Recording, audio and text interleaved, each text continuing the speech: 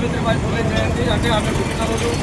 మరి ఈ కార్యక్రమానికి వచ్చినటువంటి స్నేహితులకు, ప్రతి సోదరులకు, సంఘ నాయకులకు అందరికీ కూడా పేరు ధన్యవాదాలు తెలుపుతూ, ఇలా ఆనాటి వ్యవస్థలో ఆడపిల్ల అంటేనే ఈ భారం వంటింటికే పరిమితం, ఈమె సమాజంలోకి వచ్చి ఏమీ చేయలేదు, ఈమెకేమీ చేత కాదు అని ఒక ఆడపిల్లను ఎలా చూసేవాళ్ళు అంటే చాలా హీనంగా వాళ్ళను నాలుగు గోడల మధ్య ఒక బొమ్మగా మాత్రమే చూసినటువంటి రోజులలో మరి సావిత్రిబాయి పూలే ఉన్నప్పటి నుంచి చదువులలో కానీ బయట వ్యవస్థలలో కానీ ఆమె ఎంతో మాట్లాడేది.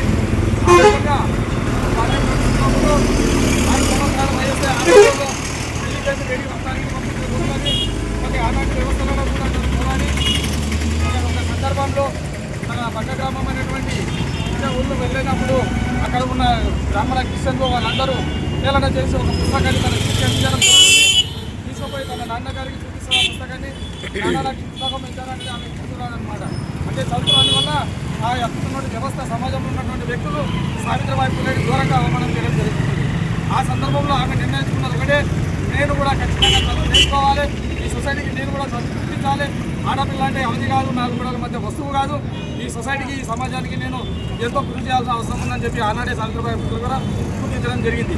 మరి ఆ సందర్భం జరిగిన తర్వాత వాళ్ళ నాన్నగారు, అమ్మా నీకు ఇక చదువుతూ ఏం చదువు, నువ్వు చదువుకుంటే మళ్ళీ నాకు చదువు ఆలోచన సొసైటీలో ఉన్నటువంటి రూల్స్ ప్రకారం వాళ్ళకి ఇబ్బంది అవుతుందని చెప్పేసి 9వ ఏటనే మహాత్మా జ్యోతిరావు పూలే గారికి మరి మహాత్మా జ్యోతిరావు పూలే గారు సావిత్రిబాయి పూలే యొక్క నిబద్ధతను చూసి, ఆమె అంకిత భావాన్ని చూసి, లేదు నాతో పాటు నా భార్య కూడా చదువు నేర్చుకోవాలి, ఈ సొసైటీకి నా భార్య కూడా చదువుకోవడం ఆడపిల్లలకు చాలా అవసరం అని చెప్పేసి తను భార్యకు రాత్రి కూడా చదువు నేర్పించి ఆమెను కూడా ఒక ఉపాధ్యాయురాలుగా చేసి భారతదేశానికి మొట్టమొదటి తొలి ఉపాధ్యాయురాలుగా అందించిన ఘనత మన మహాత్మా జ్యోతిరావు పూలే.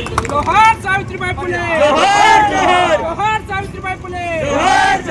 ఈరోజు ఆడపిల్లలు కలెక్టర్గాను, రాజకీయాలుగాను, వ్యాపారవేత్తలుగాను, స్కూల్ అసిస్టెంట్లుగా కానీ ఎక్కడ చూసినా ఈరోజు మగవాళ్లకు సమానంగా ఆడపిల్లలకు రిజర్వేషన్లు కానీ ఆడపిల్లలతో పాటు అంతరిక్షంలోకి వెళ్తున్నటువంటి ఈ స్థితిలో కూడా ఈ మన సావిత్రిబాయి పూలే పెట్టిన భిక్ష కారణం వల్లనే చదువుకొని పెద్దగా అయ్యి ఈరోజు జాబులు చేస్తూ ఈరోజు సొసైటీలో సమాజంలో తలెత్తుకొని తిరిగే స్థాయికి ఎక్కడానికి కారణం మాత్రం మన సావిత్రిబాయి పూలే గారు.